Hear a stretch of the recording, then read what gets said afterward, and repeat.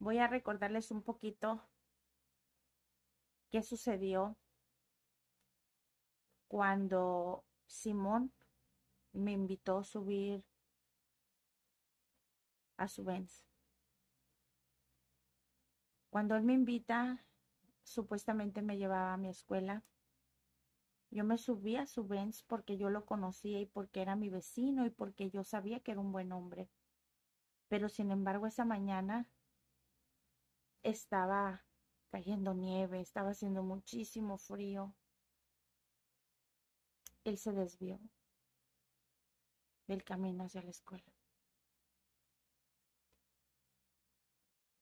Me llevó a un paraje que yo me acuerdo que entre más avanzaba la Benz, más oscuro se hacía por el bosque, porque el clima hacía un ambiente como si fuera de una película de terror, pero el terror todavía no estaba por llegar. Nos estábamos acercando a él. De repente me dijo, ven, vamos por unas cosas que olvidé aquí, bájate, acompáñame.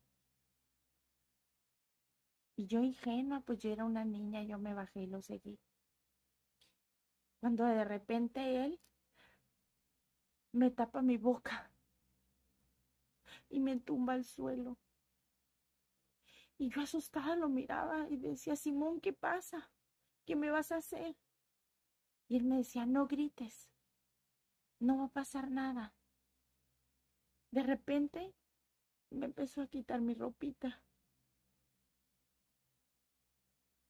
Me quitó mi blusa a jalones, la rompió. Yo recuerdo que empezaba a jalar mi pantalón y no podía quitármelo. Y a tirones me quitó mis zapatitos. Yo le decía a Simón, no, no, por favor, tengo mucho frío. Ingenuamente yo le gritaba, me voy a enfermar, mi mamá dice que no puedo andar desnuda porque está haciendo mucho frío y me voy a enfermar. Yo recuerdo que él me tapó mis ojos y me tapó mi boca para que yo no gritara. Y empecé a sentir un dolor que me recorría por todo mi cuerpo. Yo no sabía qué estaba pasando. Yo le decía, Simón, ¿qué pasa? ¿Por qué me duele? No me lastimes así, Simón. Y de repente empezó a morderme por todos lados. Y yo decía, por favor, no, eso me duele, por favor, no lo hagas. De repente sentí su mano en mi cuello. Y yo recuerdo que empecé a rezar y a pedirle a Dios que ya cesara tanto dolor. Yo era una niña, yo le decía, Simón, soy una niña de 8 años. No me hagas esto, por favor, suéltame. Y te prometo que no le diré nada a mis papás, pero suéltame, déjame ir. Y Simón decía que no. Por más que lloré y supliqué, él nunca me soltó. Así me tuvo por varias horas, hasta que de repente dejé de respirar y descansé de aquel dolor y aquellas cosas que este hombre me hacía, que yo hasta el día de hoy no sé qué fue lo que pasó. No entendía y no entiendo por qué él hizo eso conmigo. Él era tan bueno, era un papá con mis vecinitos que eran mis amigos. ¿Por qué él me hace eso? De repente sentí un frío que recorrió todo mi cuerpo y yo no podía moverme. Y él sin importarle nada se fue y yo dentro de mí gritaba, no te vayas, Simón. Y de repente veo que regresa con una cobijita y me tapa con ella de pies a cabeza. Pero Simón empezaba a juntar todo lo que había de alrededor de mí, basura, hojas, y con ella me cubrió. Yo por dentro de mí todo era oscuro y decía, Simón, no me dejes aquí, tengo mucho frío. Mis papitos me van a estar esperando, Simón, no te vayas, no te vayas. Pero yo no me había dado cuenta que Simón me había desvivido. Fue tanto mi dolor, mi llanto, que de repente ya no había ruidos, ya no había nada y todo era oscuridad. Simón se fue. Ese día que les comentaba que empezaron mi búsqueda, él acompañó a mis padres. Yo miraba cómo todos se unieron para buscarme y yo decía, qué bonita es mi comunidad. Así transcurrió mucho tiempo y no lograron encontrarme. Hasta que les comenté que mi vecinita encontró mi mochilita en la Benz de Simón y decidió esperarla sentada en la mecedora donde siempre acostumbraba esperarlo. Simón llegó en la madrugada. Cuando Simón abre la puerta, lo primero que miró a un lado de la mecedora donde estaba mi vecinita y volteó y Simón y volteó y la miró a ella.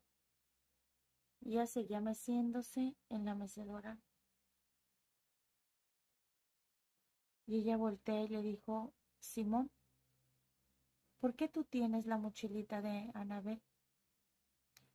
Simón volteó y le dijo, yo no la tenía. Claro que sí, le dijo. Estaba en la Benz, estaba en tu camioneta. Yo fui a buscar unas cosas y ahí las encontré. En ese momento, Simón perdió la cabeza, como aquella vez que yo le decía que no me lastimara. Y agarró algo que estaba a un lado pesado. No logró ver qué es lo que era y golpeó a su esposa. Y yo vi cómo cayó al suelo y empezó a correr mucha sangre. Y yo le gritaba desesperada, pero él no me escuchaba. Simón, no lo hagas, no lastimes a tu esposa. Simón, por favor. Y Simón, por favor, no lo hagas. Pero él no lograba escucharme. Por más que yo intenté que no sucediera, sucedió. Y yo me di cuenta que yo reempujaba a Simón y yo traspasaba su cuerpo. Y dice yo, ¿qué me está pasando? Lo peor no fue eso. Cuando él voltea y vio a su esposa en el suelo, se dirigió a la habitación de sus hijos. Y a cada uno los agarró y les hizo lo mismo que les hizo a su esposa. Los desvivió a sus 3 angelitos. Yo decía, ¿por qué? ¿Por qué hiciste esto? ¿Por qué lo hiciste? Pero antes de que Simón llegara, su esposa había hablado a la policía. Cuando la casa la rodearon los policías, había sirenas por todos lados. Detienen a Simón.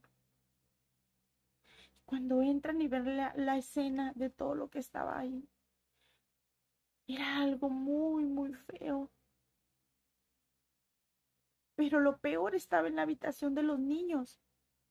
Cuando los policías entran, estaban todos acomodaditos en un lugar. Simón los había desvivido a todos. Gracias a que mi vecina logró hablarle a la policía, es que lograron detenerlo. Cuando él confiesa que él me hizo daño y me quitó la vida, los dirige al lugar donde yo estaba. Gracias a que estaba haciendo mucho frío, mi cuerpo se conservó tal cual él lo había dejado, lleno de hojas y de basura. Por fin, dije yo cuando los vi venir, me encontraron y me van a llevar con mis papitos.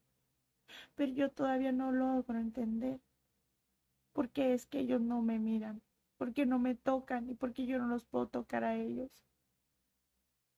Toda la comunidad estaba tan asustada de lo que había sucedido porque fue algo real, algo que no era inventado y que la comunidad estaba pasando, como un Pablo amoroso, apegado a la religión, que él iba a misa y adoraba a sus hijos, tenía una doble vida.